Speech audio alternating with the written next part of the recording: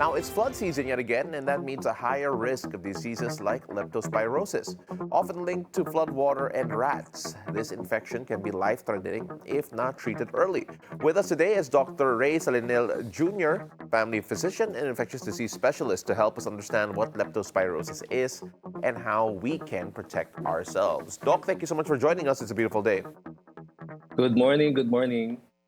Doc, let's start off first with what exactly is leptospirosis. I know everyone has an idea of what it is, pero why is it dangerous? And of course, why is it kapag talagang tag-ulan, it is more prevalent? Well, actually, yung leptospirosis po is a gram-negative infection which is brought about by leptospires. No, it's a Yeah. screw-shaped organism that penetrates our skin, especially kung may mga bukas na sugat tayo dyan. That usually manifests with very common among mga lumulusong sa baha. Okay? Pero hindi lamang po doon, pwede rin po sa mga iba pang bagay na kung saan umiihi yung mga daga sa inyo pong lugar. Okay? Pwede yung mapunta sa inyong pagkain or sa bodega ng mga pagkain ninyo. Kaya dapat po mag-iingat po kayo. The portal of entry is usually the skin. Abraded skin o kaya po may lesion na skin, open wounds, ayan po. But then pwede po maging portal of entry ang mata, ang bibig, ang tenga, especially po doon sa mga kabataan po natin ginagawang swimming pool, yung baha, okay, pwede rin po makuha po doon. Galing po ito sa ihi ng daga, okay, pero hindi lamang po sa daga po yan. Sa iba pa hong mga animals po ay pwede pong mag-harbor or pwede pong mag-stay yung pong bakterya na yan tapos iihi po nila. Nagkataon lang po na yan po ay napupunta sa mga tubig, lalo na po sa baha, kaya naman po very prominent po, especially ngayon pong tag-ulan at nagbabaha, yan pong leptospirosis. Doc Ray, na-mention mo that hindi naman kailangan na open wound to be infected by Yes. leptospirosis. A lot of people feel that may myth kasi na kailangan open yung wound, kailangan nabusong sa baha to be able to get leptospirosis. That is probably, at least at this point, one of the more common ways to get it. Pero what are the most common ways or most common incidences na talagang umiiral yung leptospirosis?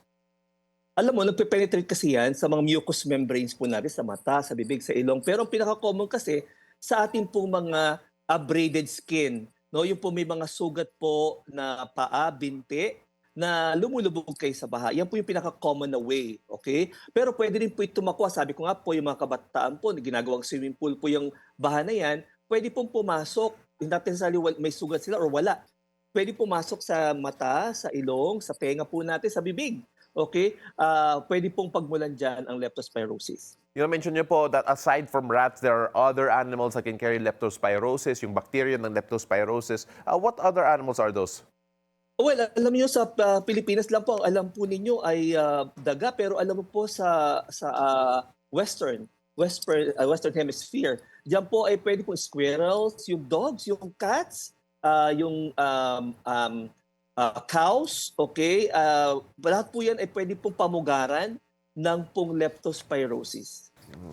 Well, in terms of protection, Doc, syempre, especially dahil medyo bumabaha dito sa Metro Manila and wherever else, people try to avoid flooded areas but minsan cannot avoid it. How can they avoid being infected by leptospirosis?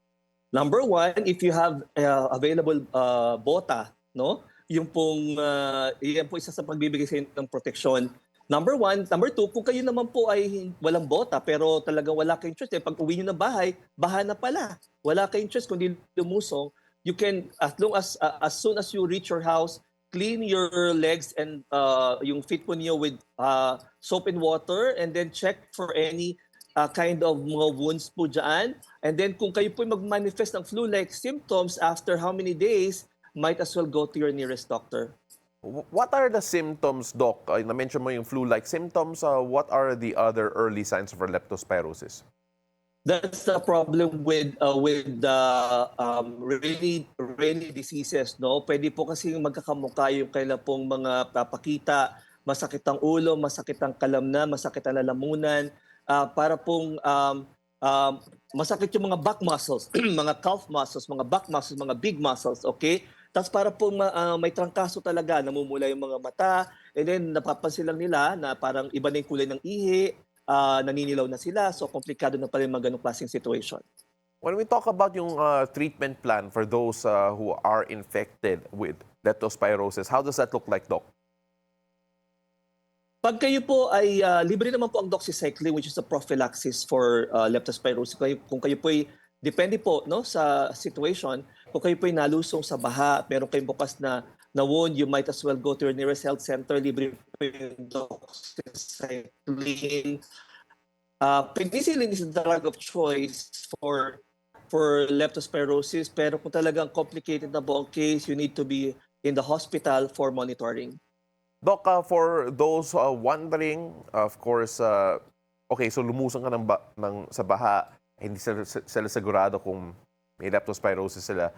Would you recommend that they do preventively seek medical assistance when it comes to leptospirosis, or at least in fear for leptospirosis?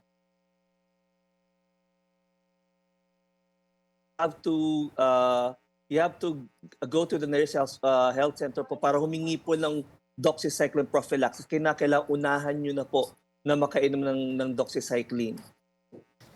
Doc, your message to those who unfortunately are going to be exposed to different floods to try and make sure na they stay safe and healthy, especially during yung rainy season po natin. Kaya kailangan po tayo mag-ingat po. Marami po mga sakit na pwede natin makuha ngayon pong tag-ulan. Isa na po rito yung leptospirosis. Kung kayo po yung may bota, no? May bota po kayo, protection po sa inyong pong paa, you might as well get one of those. And then kung talagang wala kayong choice, nakaalis kayo ng bahay na wala namang ulan, pagbalik nyo, baha na po sa inyong lugar, maglinis po kagad ang paa ng sabon na tubig at mag-ingat po, inom kayo ng maraming water, and you have to ask or let the barangay captain clean the drainage in your area para maiwasan po yung mga baha. He is a family physician and infectious disease specialist, Dr. Ray Salinel Jr. Maraming salamat po. Thank you so much for joining us this morning. Thank you.